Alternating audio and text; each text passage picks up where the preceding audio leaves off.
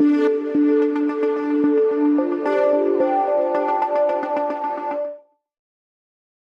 rainy day in Cologne, so good time to check out the ZTE Nubia Z50S Pro and its camera performance. Here you can see the camera specs of it. It's very interesting because we have a 35mm main camera sensor and lens combination with the Sony IMX800, 8MP tele zoom, as well as a 50MP ultra wide angle, and this promises good camera results, I would say. And then we have on the front a 16MP front-facing camera housed in a punch hole, and I think we check out the front-facing camera first. This is now the front-facing video camera of the Nubia Z50S Pro, 16MP, but sadly the Chinese disease for front-facing cameras, we don't have 4K here, only Full HD, but at least we have this nice bokeh effect that is also available for video. And how does it look like? I think it looks okay, but you see that when I'm moving, even if I'm slowly moving, we have a bit of a shake here because this one doesn't have any anti-shake or video stabilization on the front-facing camera, which is a shame, I would say. And now we have the specialty of the Nubia Z50S Pro, the 35mm lens. You can see for vlogging, especially when you have stabilization enabled, it's just too closed up. Sadly, when recording 4K, but even 1080p, so in all camera modes, I cannot switch cameras during recording, which is, I think, a downgrade because the Nubia Z50 Ultra had this option as far as I'm aware. So what do you think about the quality here and stabilization? And I will perform a stabilization test as well. So let's move a little bit to the other side there. Here you can see the Rhine. I'm walking, as you can see here. I think the stabilization is quite good, at least on screen it looks very nice. There you can see the river, the Rhine. It's a bit of dripping, a little bit of water coming out, fizzling. And yeah, what do you think about the stabilization here of the 35mm lens? It's always a bit harder to stabilize because we have a bit of a longer reach, and the longer the reach, the harder it is to stabilize. But I think when I'm holding it with my two hands here, you can see stabilization is quite good on the Nubia Z50S Pro.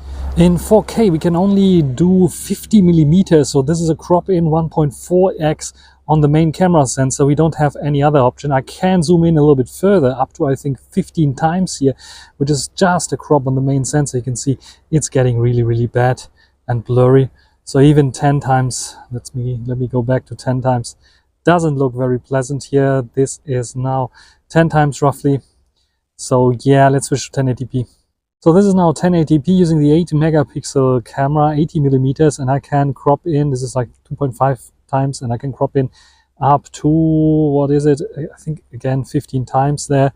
Not very pleasant again, as you can see here, not the best. So yeah, this is definitely not a zoom monster. So ideally for vlogging would be 30mm, the ultra wide angle, but maybe it is a little bit too wide. What I can do here, of course, because we have 50 megapixels, and yeah, we have 4K is 8MP, so we can crop in a little bit. So let me do this. So let's crop in a little bit. We have 0.4 times now.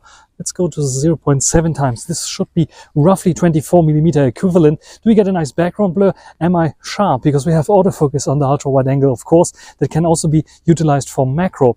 And now I will show you some shots because it's raining here. It's not very good. I show you some shots that I shot during my little vacation to the medieval city of Zons. Some of you that follow my channel know that I already did, I think, my Honor 50 or Honor 70 review there, which is, yeah, very interesting city. I took some photos here with the 35mm mostly and some with the ultra wide angle, and yeah, just have a look. Let's start with the photos. We have quite a lot of photos to go through, so let's be quick here. 80mm, you can see some specs here down below in the watermark, but the other specs you will see here on the left as well.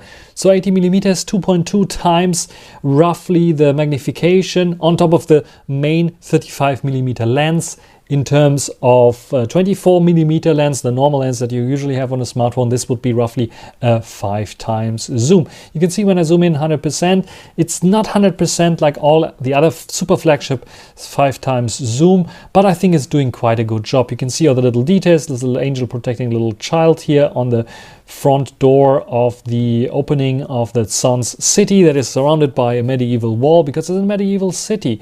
Then we can also go and zoom in a little bit more. This is nice if you want to get a little bit closer, especially if you want to share it on social media where people usually don't zoom in so much. But if you zoom in, you can see this is, I think, borderline usable still, the 170mm, which is a crop on the 80mm on the 8 megapixel, which is like upscaled to 14 megapixels here to be consistent with the main camera sensor that is 54 megapixels and then pixel binned to 14 megapixels.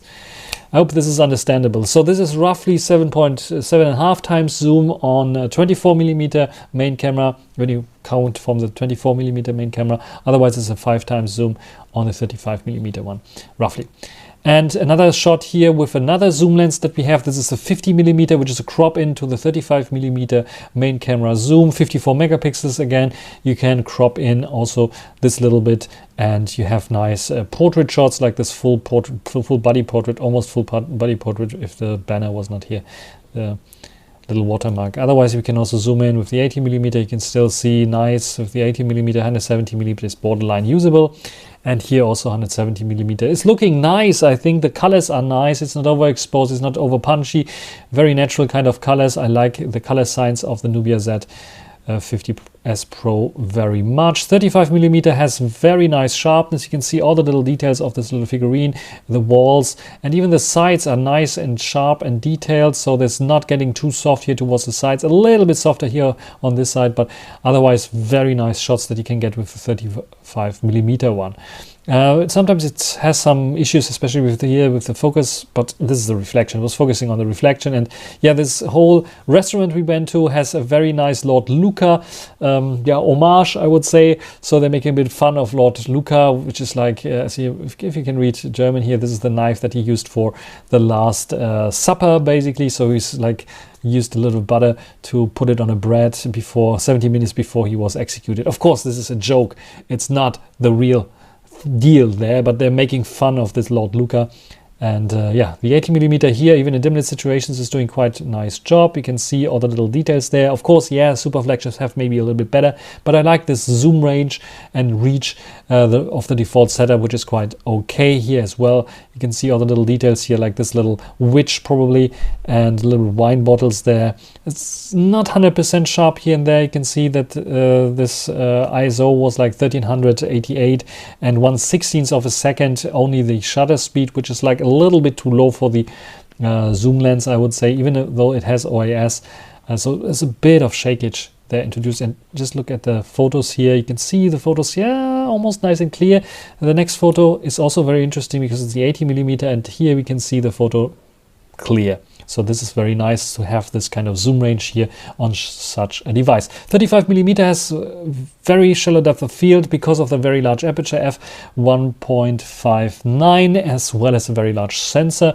So the front here of this medieval iron is out of focus, as well as the forks that they're used here. Usually they put hot water in here, and yeah, this is a medieval iron, and they're ironing out clothes with this. And here, this is, I think, the focus point where everything's sharp. The rest is like a little bit unsharp there, here as well. As you can see, a very shallow depth of field. If you get closer to subjects and objects, it's automatically using the ultra-wide angle for macro-like shots. But you can, of course, override this and turn the macro-like shots off, and there's a reason why, because the ultra wide angle is not so good, but we will take a look at this later.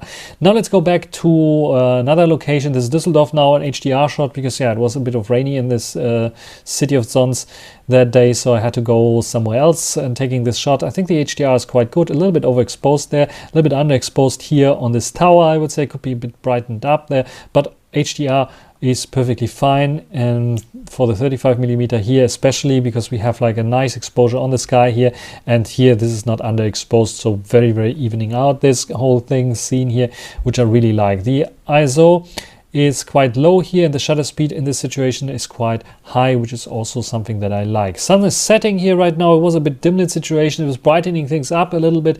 I think the auto night mode turned on here. We have an relatively high shutter speed because the intelligence here is working quite nice. It detected a moving car, so we have this car nice and sharp, as well as the other car and the other people walking around there.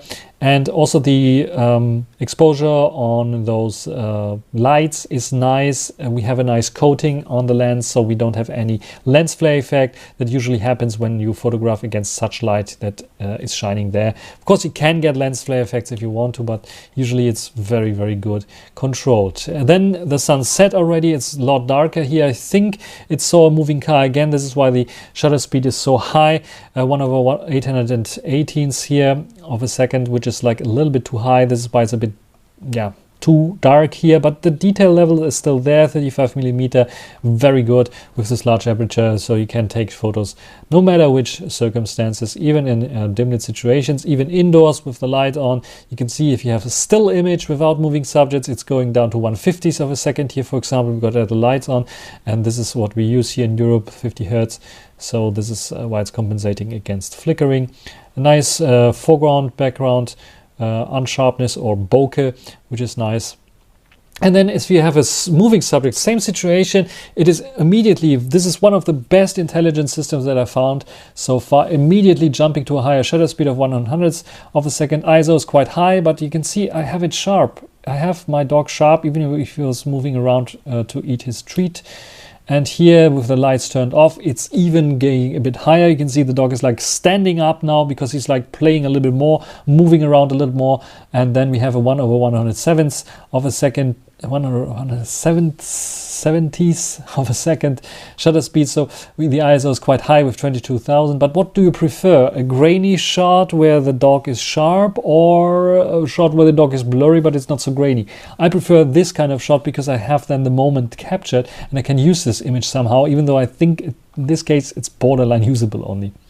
And just turned around a little bit, no moving subject anymore. You can see 1/42th of a second and ISO 162. Same light conditions, so very intelligent, this automatic system there, and very nice shot here, very much because of all the details there, almost no noise at all with this one, which is quite good. And let's skip over this one here. Let's go to the macro-like shot, because macro-like shot, like I said, it's automatically jumping to the ultra-wide angle, but I usually turn this off and use the 35mm because you can get nice shots like this one here. First I thought it's a mushroom, but it's just a leaf, I think, lying on the green here. And of course you can also crop in using the 50mm, which gives you then even more macro-like capabilities with a nice background and foreground blur, which I really, really like. And here you can see it as well.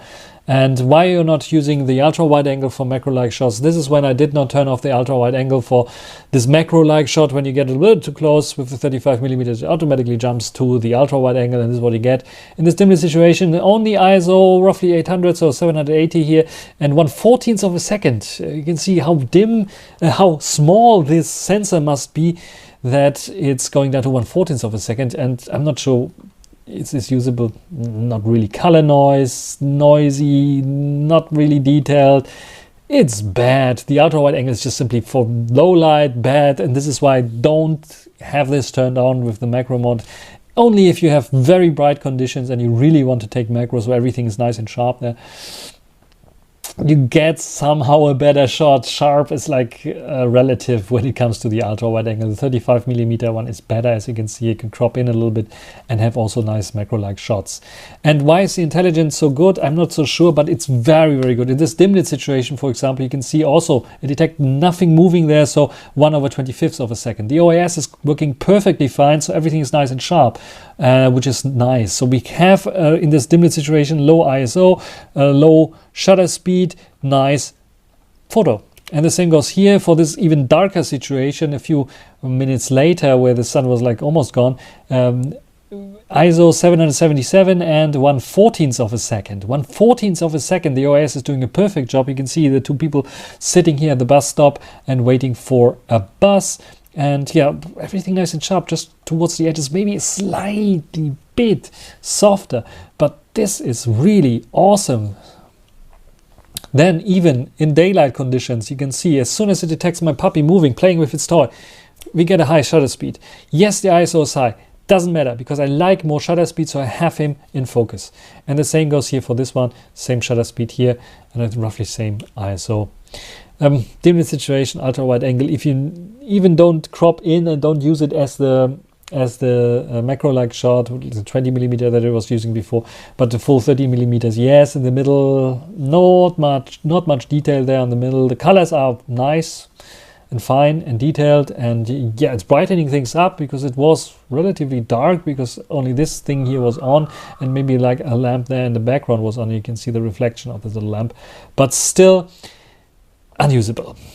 And the same almost goes for the relatively good zoom shot. This one is 70mm. Already, like I said, it's borderline usable in the daylight. In the dark, it's like if you go to 100%, not really usable. You get a bit closer. You can read a little bit there of the stuff, but it's not very good. So also keep away from the zoom shot in the dark. Use the main lens, and if you want to use one of the other lenses, use a tripod and use long exposure like I did here. And this is fantastic for this kind of device.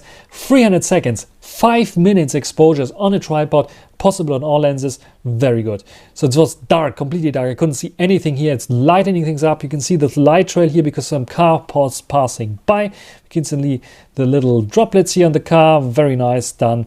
5 minutes exposure. I think one of the only phones that I saw that has this option of 5-minute exposure. And this is that. Now let's go to the street view mode, because we have also a street mode, and the street mode has a dedicated slider on the device that automatically turning on the camera in street view.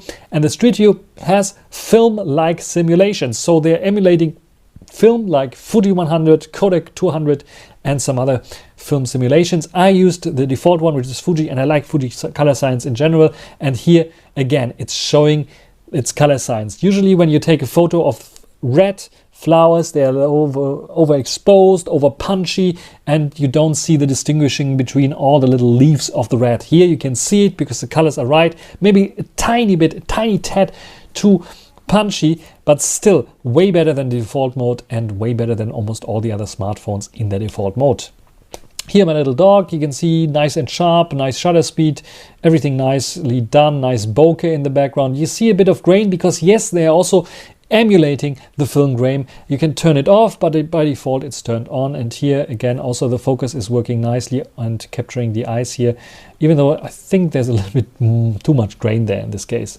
And of course it's working very nice in the medieval city of Zons because we have lots of metal there, we have lots of dark places there, so it's adding a little bit more contrast, a little bit more grain.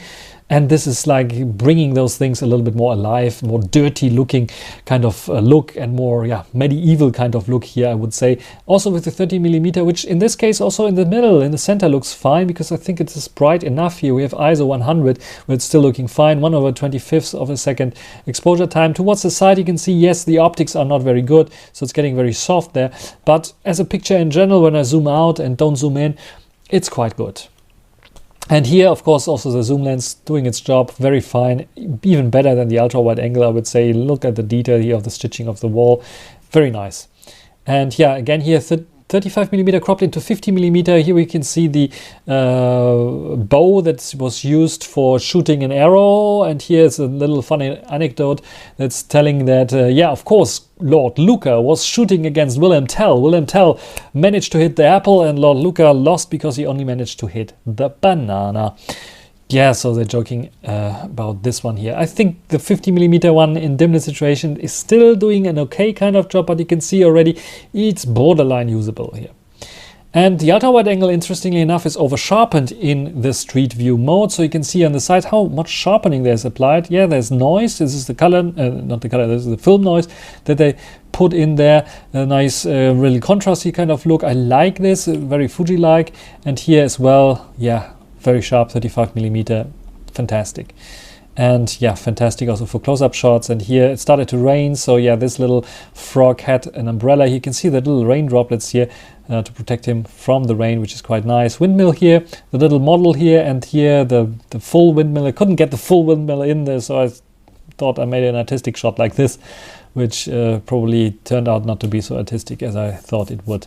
So the wall here, you can see one of the towers around the wall, so there's one of the edges, and the whole medieval city, of course, was protected here by water still. So it was a bit hard to get up there. Even if there wasn't no water, it's like a little bit of a hill that you have to climb up, and yeah, all the guards there would probably shoot you when they see you there. Little mushroom here, you can see the little film grain noise that they add here as well, which is quite nice. And this is again the ultra wide angle, which is like over sharpened from edge to edge and very soft here on the edges, so not very usable in street mode, I would say. And last but not least, this is a little chef here that was in front of the restaurant and is usually holding like a menu, but someone stole his menu. But yeah, this is why he's probably looking like this. Hey, did you stole my menu? Yeah, that's it in terms of photography. What do you think about the normal mode and the street mode? And yeah, what do you think about the 35mm and the zoom and the ultra wide angle? Write it down in the comment section. So overall, what do you think about the Nubia Z50S Pro? I really like the 35mm lens here, the 35mm photo length in general. This is why I also like the photos of the X40 Ultra. But this one here with this larger sensor, larger aperture is even better, especially in lower light situations, than the X40 Ultra. Where it falls a bit apart is the zoom lens, even though I'm very surprised the 8-megapixel zoom lens here is doing a very good job and maybe cannot compete with the X40 Ultra, but is very, very close. What is really falling apart here is the ultra wide angle, which yeah, you cannot really use. And the front-facing camera is okayish, better than on the X40 Ultra for sure, but it's nothing that you really want to zoom in, and especially for videos, just use the back camera, it's way better. Even though I think the ultra wide angle for zoom in video is still a bit soft and grainy sometimes, I would rather use this than the cropped in 35mm shot. This is one of the downsides as well. What I really wish Nubia and ZTE would do is like add basically an X30 Ultra again with this 24, 35 and the zoom lens, which is like I think the perfect kind of sizes there. Yeah, 60mm or even 30mm ultra wide angle would be also quite nice on this one, but then maybe we have too much camera sensors there. Otherwise, what do you think about this device here? Write it down in the comment section. I'm not putting it on my ranking list yet because I want to compare it with other devices. I have to have a reference device where I can compare it and then give the points for the camera system, especially the main camera system here, and videography and video systems and so on as well. So yeah, no ranking right now, but there will be of course comparisons with the Xiaomi 13 Ultra that people are very interested in, and of course some other devices as well, and then I will put it on a ranking system and you can see the ranking of this device as well. That's everything for this video. Hope you enjoyed it. Thanks for watching, and until the next time, bye.